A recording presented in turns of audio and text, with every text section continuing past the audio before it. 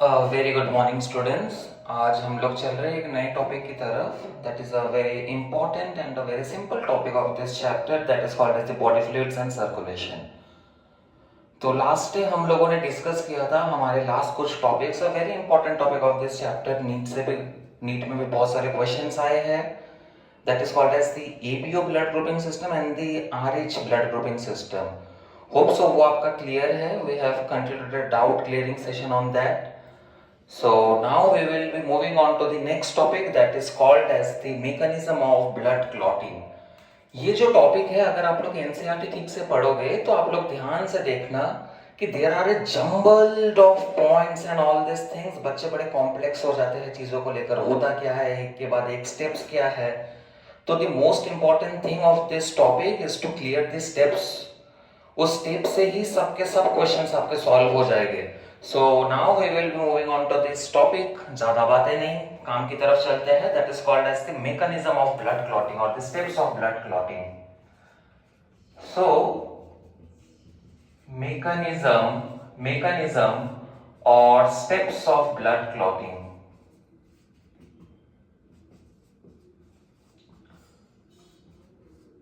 ध्यान से देखिएगा, सबसे पहले हमें जानना पड़ेगा ब्लड क्लॉटिंग हमारे बॉडी में करता कौन है। ठीक है, we have already discuss about the formed elements of the blood. Formed elements में हमारे कौन से थे? 3 एलिमेंट्स थे। Very good.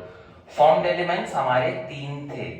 अगर देखा जाए फॉर्म्ड एलिमेंट्स, तो फॉर्म्ड एलिमेंट्स हमारे 3 कौन से थे? एक था हमारा RBC, that is the erythrocytes और द रेड ब्लड कॉर्पसेल्स।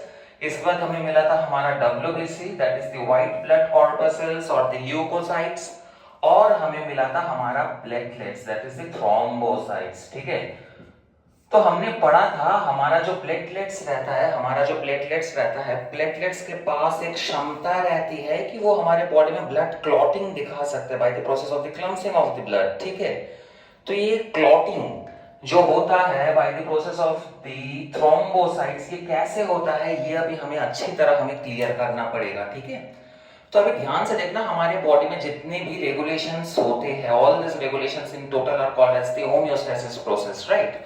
सो हमारा जो ये मैकेनिज्म प्रोसेस है ना, mechanism of the blood clotting, it is also a process of the homeostasis only. ठीक है, तो अभी ध्यान से देखना, ये जो होमियोस्टेसिस प्रोसेस है जिससे हम लोग ब्लड क्लॉटिंग करने वाले हैं, वो कहां से स्टार्ट होता है और कहां पर जाकर खत्म होता है, वो थोड़ा ध्यान से देखिए। सबसे पहले तो ब्लड क्लॉटिंग होती कब है या प्लेटलेट्स एक्टिवेट कब होते हैं? जब हमारे बॉडी में क्या होगा, कुछ एक इंज्यूरी होगा। क्या होने वाला है हमारे बॉडी में? एक इंज्यूरी। फॉर एग्जांपल, आपका हाथ कहीं से कट जाए, कहीं से भी कुछ भी कट जाए और आपका खून निकलना स्टार्ट हो जाए, तो क्या होता है? खून क्या रेगुलरली निकलते रहते? नहीं ना। वो क्या होता है, कुछ देर बाद उधर में सूख जाता है। That is itself is called as the process of clotting. लेकिन बहुत सारे केमिकल प्रोसेसेस होते हैं। क्या क्या होता है? तो अच्छी तरह थोड़ा स्टेप्स की तरफ हम लोग चलते हैं। सबसे पहले तो थोड़ा ध्यान से देखिएगा। For example, if we have a site of injury, ठीक है, if we had a site of injury, सोचो कहीं पर भी हाथ बात कट गया, कहीं पर भी कुछ हो जाए, हमारा खून निकलना स्टार्ट हो रहा है, तो उसी जगह में there will be a clumping there will be a clumping of platelets activate हो रहे हैं। ठीक है, दैट इज द थ्रोम्बोसाइट्स। और कौन उधर में हमारे हमारे क्लम्स करते हैं? That is the tissues. ठीक है, so there will be a clumping of platelets and tissues after the site of injury. Then what will be taking place? याद रखना, हमारे प्लेटलेट्स रिलीज करते हैं एक बड़े इंपॉर्टेंट से चीज को, और हमारे ये कट वाले जगह से जो टिश्यूज है वो भी एक बड़ी इंपॉर्टेंट से चीज को रिलीज करते हैं। That is called as thromboplastins. क्या रिलीज करेंगे? थ्रोम्बोप्लास्टिन। ठीक है, तो ये थ्रोम्बोप्लास्टिन्स क्या करते हैं? Thromboplastins are going to form one more thing. क्या है हमारा ये थ्रोम्बोप्लास्टिन? क्या बनाने वाला है? वो एक बड़ा इंपॉर्टेंट सा एंजाइम रिलीज करता है, that is called as the thrombokinase. ठीक है, इसका नाम क्या है? हमारा थ्रोम्बोकाइनेज है। थ्रोम्बोकाइनेज को कहीं कहीं पर बुक में प्रोथ्रोम्बाइनेज भी लिखा जाता है, so we can also write it as प्रोथ्रोम्बाइनेज।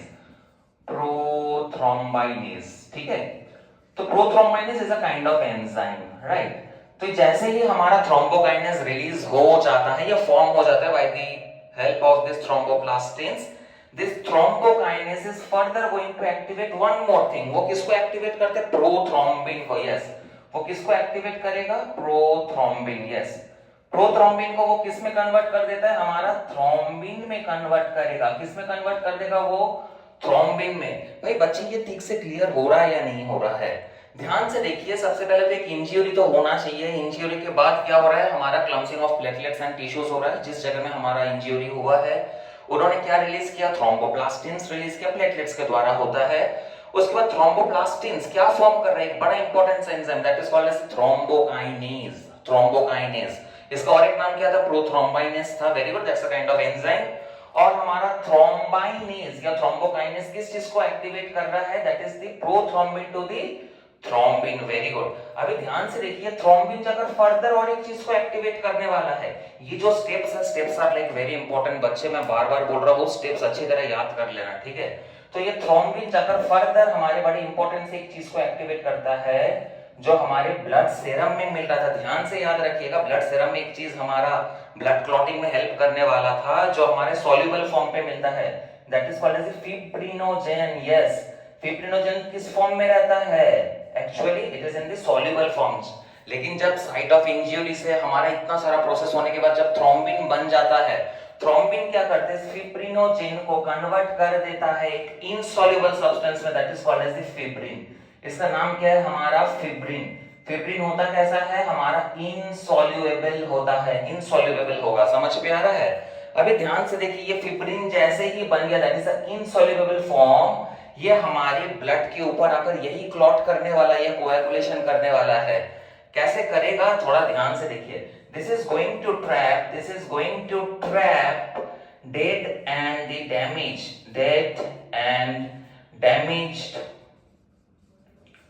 damaged formed elements। ये क्या करने वाला है? ये हमारे dead and damage formed elements को ट्रैप करेगा। ये फिब्रिन आकर उसके ऊपर ट्रैप करेगा। ट्रैप करके क्या बनाने वाला है? The most important thing that is called as the clot. Clot का और एक नाम हो जाता है, क्लॉट का और एक नाम आप लोग यूज कर सकते हैं, that is called as the कोएगुलम।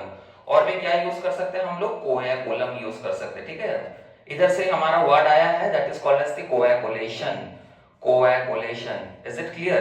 तो ये होते हैं हमारे बेसिक कुछ स्टेप्स। फॉर एग्जाम्पल, आपका ब्लड वेसल है, सोचो ये हमारा ब्लड वेसल है, ब्लड वेसल में कट आ गया है, ठीक है? कट आने के बाद सबसे पहले क्या रिलीज हुआ? हमारे प्लेटलेट्स रिलीज हुए, उसके साथ हमारे कुछ डेड टिश्यूज, आरबीसीज वगैरह सब कुछ रिलीज हो रहा है। ये जो हमारा फिब्रिन है ना, फिब्रिन ही आकर इनको ट्रैप करने वाला है। फिब्रिन आकर इनके ऊपर इसे ट्रैप करने वाला है कि ये हमारे बाहर ना निकले। समझ पे आ रहा है? और इसी पूरे को ही हम लोग बोलते हैं दी क्लॉट और the clotting process. Is it clear और नॉट? ये पूरा का पूरा स्टेप अच्छी तरह आप लोग लिखिए, पढ़िए, अच्छी तरह जानिए। कोई भी कुछ डाउट्स है तो अच्छी तरह पूछिए। देखिएगा सब के सब क्वेश्चंस इन स्टेप्स के ऊपर ही आपके क्लियर हो जाएंगे। इज इट क्लियर और नॉट? सो बड़ा छोटा सा टॉपिक था। So that's all for today, that is called as the mechanism of blood clotting. Thank you.